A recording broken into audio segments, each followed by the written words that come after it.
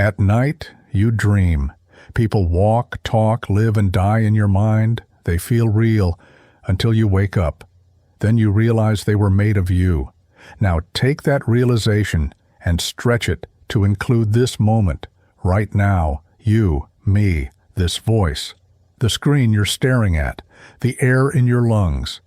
What if all of it is still happening inside the same dreaming awareness, a dream so vast you forgot it was yours? When you start to notice that flicker, the shimmer behind appearances, something strange happens. You stop chasing proof. You start feeling the truth. Modern physics whispers it too. Matter isn't solid. The deeper you look, the more it disappears. What's left is vibration, probability, conscious observation. Consciousness isn't in the brain is in consciousness. That's why the mystics and the scientists keep circling the same silent center, each in their own language.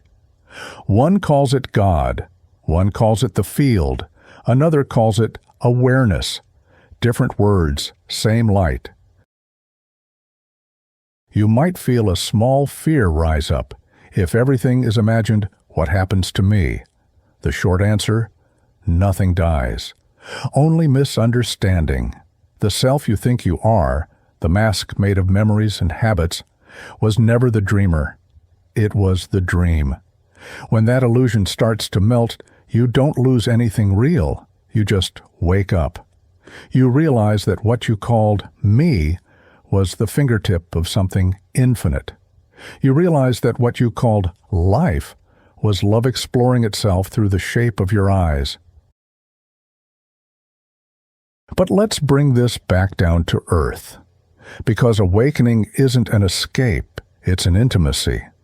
When you taste that oneness, you don't float away, you fall in love with everything.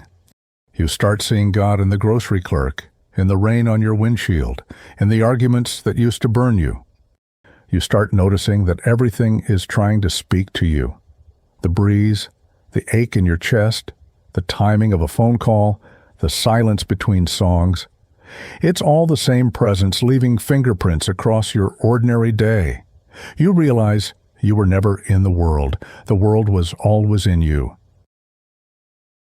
I know, the mind hates this. It wants clarity, logic, ownership.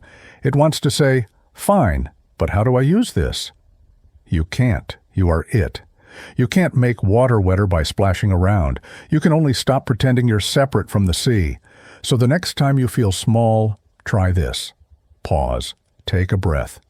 Let go of the idea that you are in reality. Instead, feel that reality is happening in you.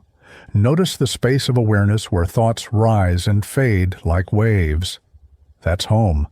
That's God's real address. Many of you felt something in the last video, a stillness behind the words.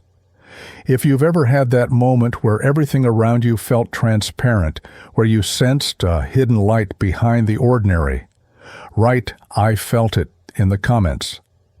Because that shared recognition is how we find each other in a world that's forgotten, the dream.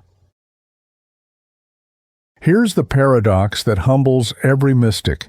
You can't wake up as a person. You only wake up from the person. And yet, life keeps using your name, your face, your hands, to express its divine play. So you live both truths at once, in the dream and beyond it. That's what enlightenment really is, not an escape from humanity, but the full embrace of it as a mask worn by the infinite. When the noise of the world gets loud again, when someone's cruelty stings, or when you feel the ache of distance from something higher, remember this: you can't fall out of God. You can only fall asleep within God, and even then, the dream holds you. The dream waits for you to notice that you've been dreaming all along. You're not imagining it. Reality is. The mountains, the people you've lost, the ones you love, the quiet room you sit in right now, they are all imagination condensed into form by something vast and tender. So be gentle with the dream. It's not an illusion to escape, it's an art to understand. If this message felt like a mirror or a memory you'd forgotten, share it with one person who might be waking up too.